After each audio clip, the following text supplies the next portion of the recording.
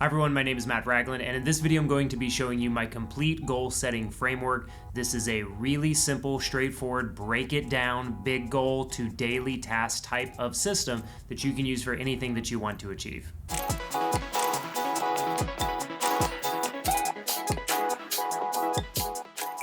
This video has three main sections. First, we're going to talk about planning the year in 6 to 8 week cycles and why I believe this is the best way to achieve your goals over the course of a year. Second, we're going to be talking about my OMG productivity framework. I think you're really going to like this and see how it helps you break down a big goal that might last 2 or 3 cycles into something that you can do every week. And then we're going to talk about the GAP method, which is my weekly productivity system that helps me stack winning weeks, achieve little small achievable goals that then build into the type of outcome or goal that I want to achieve at the end of a cycle, the end of a quarter, the end of a year. Now, if I rotate the camera a little bit, you'll see that I have a whole year planned out. Every single cycle of the year is on that calendar. I first learned about working in cycles this way from my friend Sean Blanc, who runs a great site and course called The Focus Course. And he learned about it from the founder of Basecamp, Jason Fried, who wrote one of my favorite business books of all time called Rework.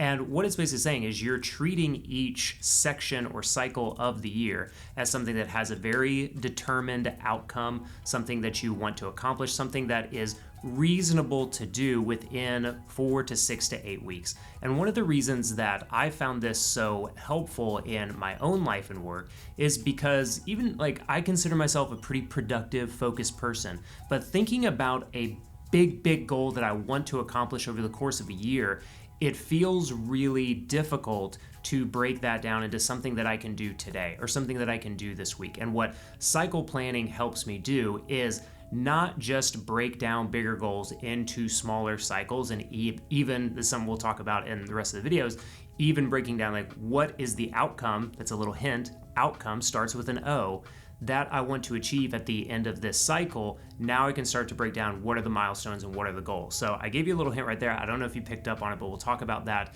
in just a moment. But the other thing that I love about planning in cycles this way is it allows me to build in these buffer weeks where I have margin, where I have time to reboot and rest and catch up on different types of work. Just make sure that everything is aligned and planned and set up for the next cycle when it starts.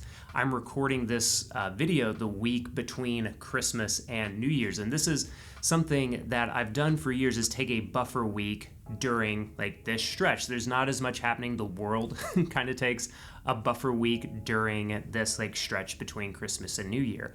And it's one of my favorite weeks of the year because I have time to reflect. I don't have any meetings. I don't have any calls. People are just kind of giving each other space. And so what I'm trying to do and what cyclical planning helps me do is define those buffer weeks and give myself the opportunity, give myself permission in a sense ahead of time to say, you've already planned to chill out for this week, to not take as many meetings, to just do the minimum things that are required to make sure that everything from the last cycle is wrapped up and everything for the next cycle is planned and ready to go. The OMG framework stands for outcome, milestone, and goal. And you've been watching the channel for a little while. This is an evolution. This is an iteration of the QMWD framework that I used in the past. And what it means is at the beginning of every cycle, I select 1, maybe 2 outcomes that I want to achieve at the end of this cycle. And what that allows me to do is if I approach those outcomes, my two examples for the first cycle of 2024, one is this Hey Creator project that I'm working on. The second is to continue to post at least once a week on the YouTube channel. So those are my 2 primary outcomes. And what the milestones stand for is saying okay, how do I know I'm on the right path? How do I know I'm on the right track? Now for the Hey Creator project, hosting a summit, getting to that summit and completing it, that's a strong milestone. The second one is having some community and content that's going to happen on the back end of that. So completing the summit, that's the first milestone. Completing and launching content, community in the latter half of the cycle, that's going to be the second milestone. So you can see these are kind of 1, maybe 2 midpoints of like the outcome that I want to achieve for the first cycle of the new year. The G in OMG stands for goals. And you might ask yourself, well, why is an outcome goal and then like the G, what does that mean? And that's a fair question. First, OMG sounds really good. Like I said, it's a lot easier than QMWD, which was before. But what this means is now every single week I have a goal, okay? The goal can and should be a sub-goal or a step towards a successful completion or achievement of the outcome that I have set for the cycle. So an example of some goals or tasks within goals that I'm working on for the summit, one is to get the rest of the speakers booked. 2 is to have the run of show or the script for the hosts. 3rd is to make sure that all the sponsors are happy and that they have everything that they need in order to have a successful sponsorship of the summit. So those are some examples of every single week I'm working on one of these specific goals that directly influences and impacts a successful outcome of what I want to do in the first cycle of 2024. Now, the way that I take this OMG framework, which is a little bit bigger picture, saying what are the 2 things that I want to work on for the next 6 to 8 weeks, big picture, we'll talk more about projects versus areas versus systems in a minute.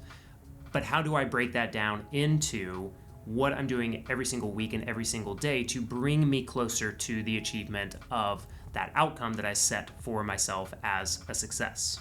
Now, the GAP method stands for goal, action, and protection. I talked about this briefly in the bullet journal setup video that just went out before this. So if you're a bullet journal fan, go ahead and check that out. You're going to love it. But this is where we're getting more into the details, more into the nitty-gritty of what this means and how it works. And the G in OMG and the G in GAP are the same thing. This is the connection point. Because when I'm looking at it saying like, here's the outcome that I want, here are the milestones to let me know I'm on the right track, here are the goals that I'm going to complete every single week that bring me closer to the milestone, that get me on the path to a successful completion of the outcome that I've set, it is this weekly goal. So let's talk about the rest of GAP. If you know that the G in GAP stands for goal, and it's what can I do this week though? Now I'm looking at it and saying, if my goal for this week is to get all the speakers set up and happy for the Hey Creator Summit, then what are some of the actions that I need to complete to lead to a successful achievement of this weekly goal? Well, I need to make sure that they have all their dates and times. I need to make sure that they have the correct Zoom links. I need to make sure that I have from them their bio, their headshot, anything that they want to promote, a link to that. And I need to maybe get on a Zoom call with 1 or 2 of them just to make sure that everything's lined up. That's the goal for the week. I have these 3 or 4 related subtasks, action items. That's how I know this is what I'm going to do to be successful. There's one other thing. Now you can write all these things down. You can put them in your bullet journal. You can put them in Notion or ClickUp or just regular old iPhone reminders. You will be most successful when you implement the P of GAP, and that is protection. And that is protecting time to do the things, to complete the actions that are going to lead to a successful achievement of your goal. And when you start stacking those successful weeks, you're going to have a positive outcome for the sprint, for the cycle, for the quarter, however you're organizing your goals. Okay, so now you have everything that you need to be successful, right? You have these brilliant frameworks and methods and theories and practices, things that you can do in order to be successful and achieve your dreams, right?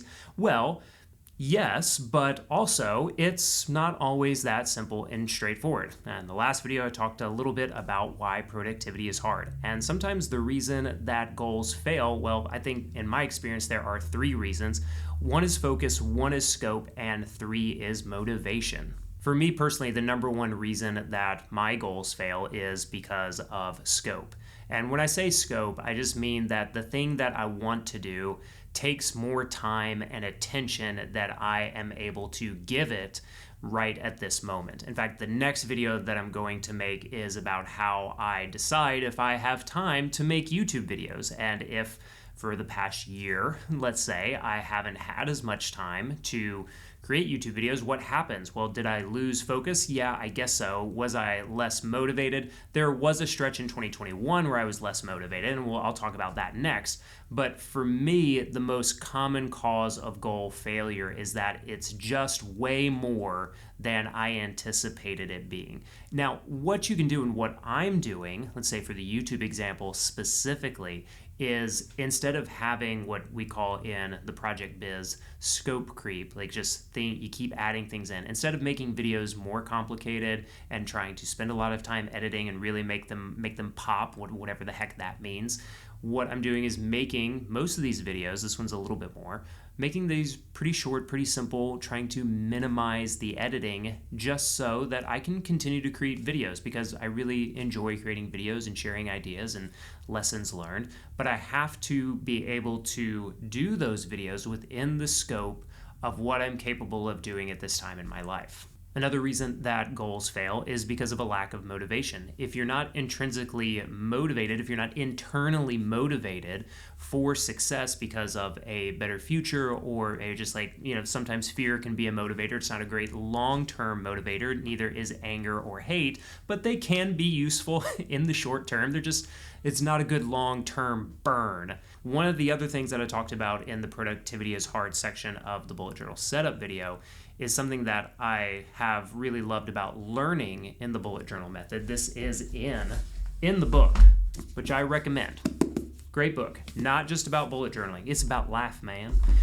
Is asking yourself, why are you doing the things that you're doing? So the alignment, the Venn diagram cross-sectioning of what you're doing and why you're doing it. If there's not an alignment there that makes sense and feels motivating to you, then it's probably time to reassess why you're doing those things at all. Another common reason that goals fail, I fall into this, everyone else does at some point, is a lack of focus. And what that also means is like an increase in distraction. You're allowing yourself to get distracted by things that don't really matter as much. And especially in the work sense, one of the best explanations that I've found for this, you don't really understand in the moment that this isn't helping and it's actually a distraction, or what Michael Hyatt calls uphill work versus downhill work. Now for me, uphill work is, say, making videos and writing newsletters. They're things that are I can do them and I love doing them, but they're harder. They take time. They take multiple hours, but they are the big things that move me uphill towards the summit of success, if you will. Downhill work are things that, they need to get done. They're not within your zone of genius, to use that term. It could be stuff tweaking thumbnails.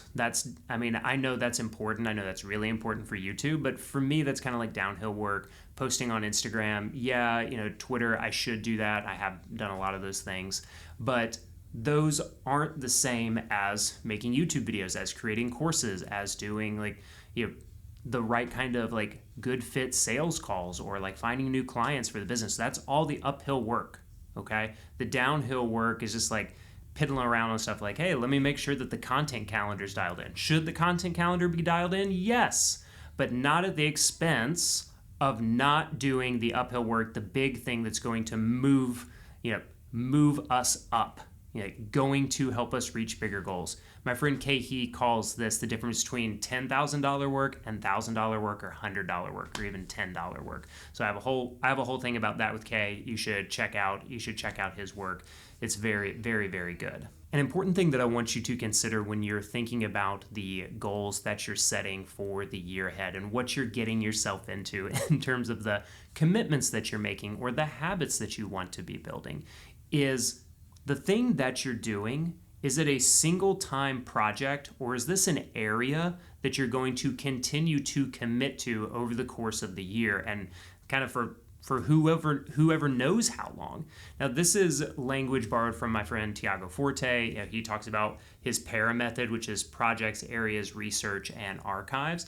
And I think about this a lot when these things align with goals. For example, when I talk about having a successful YouTube outcome or a successful goal related to YouTube, YouTube is an area of responsibility for me. It is ongoing. It is not finite.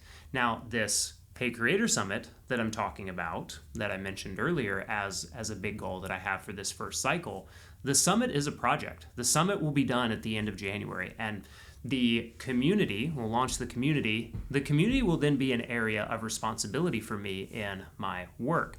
And so I challenge you to think about, like, if you want to do something creative, like start a newsletter, is that going to be a project that you do for like 6 weeks? You just want to do like something to like practice and see if this is something that you want to keep doing? That's totally fine. If so, I kind of recommend that as a starting point. Or are you committing to making this an ongoing area of responsibility? Now, something that is important to remember here, and I recommend doing this isn't a video about time tracking or time blocking, but you do need to have a level of awareness about how much time you already have committed to specific projects or areas of responsibility in your work and in your life.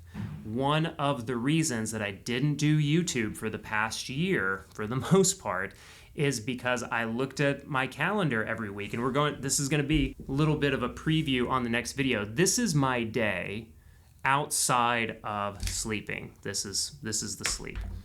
And so these blue blocks, this is Matt's time that's not work and not family, okay? And not chores. We're going to talk about this in the next video. But there are only 2 of those blue sections every single day, if that. And I often have to decide, am I going to exercise? Am I going to read? Am I going to go for a walk? What am I going to do? And always filling those with YouTube videos when I know that even a relatively simple YouTube video is still going to take at least 2 hours, probably more like 3 or 4. I just know that, even when I'm trying to keep it simple. And every single week I was like, well, I think I'd rather exercise, or I'd rather go for a walk. The scope of what I thought was a video before the past few weeks kept getting in the way. And so I want you to think about, like, is the thing that you're wanting to do, can you fit it in to what you're already committed to? Do you have to remove some things? Just having that awareness and understanding, like, what is my capacity for these new things going into the new year? Okay, that's really important. I want you to keep that in mind. The final thought I want to leave you with in this video, thank you for watching, by the way, is taking time to define what is success for you. Is it an achievement-based outcome, or is it just a completion of the goal of the project that you set for yourself? We'll bring this back to my YouTube journey. Is success for me this year only publishing a video every week, so basically putting 50 videos out this year? That's one level of success, absolutely. But what if my goal, or the outcome that I wanted for this year, was also to hit 100,000 subscribers? As of this recording, I'm at 71,000. And so to have a, 40-ish% growth this year would be pretty significant. I haven't gained 30,000 subscribers in a year since there's a beautiful 18-month stretch from 2018 to 2019 where it just did really well. The way that I'm trying to think about that, and what I want you to think about, is often the first level of success is completion. So it's just showing up and doing the work.